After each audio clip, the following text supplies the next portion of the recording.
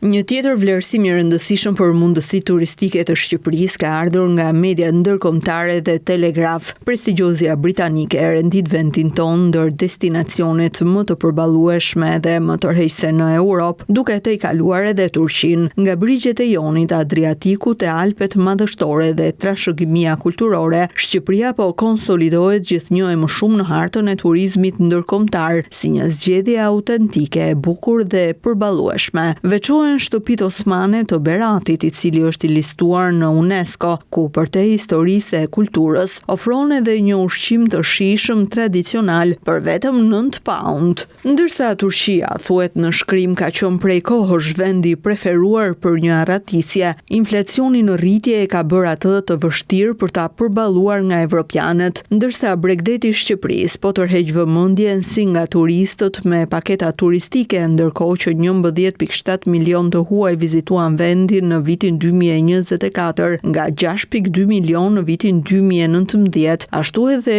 nga të pasurit dhe të famshmit, duke përmendur këtu Jared Kushner, që planifikon të shpenzojë 1.4 miliard dollar duke shndërruar ishullin e Sazanit, dikur një bazë ushtarake në një vend pushime 5 yje. Tashmë flitet për mbi turizëm gjatë muajve të verës, por ju rekomandohet turistëve të cilët nuk i duan turmat ta vizitojnë Shqipërinë jashtë sezonit. Sipas The Telegraph, ndalesa e parë rekomandohet në Tiranë, ku ka një miksim të historisë e kulturës. 2026 parashikohet që të jetë një tjetër vit i mbar për turizmin, ndërsa vetëm për gjatë janarit në vend erdhën mbi gjysmë milioni turistë huaj.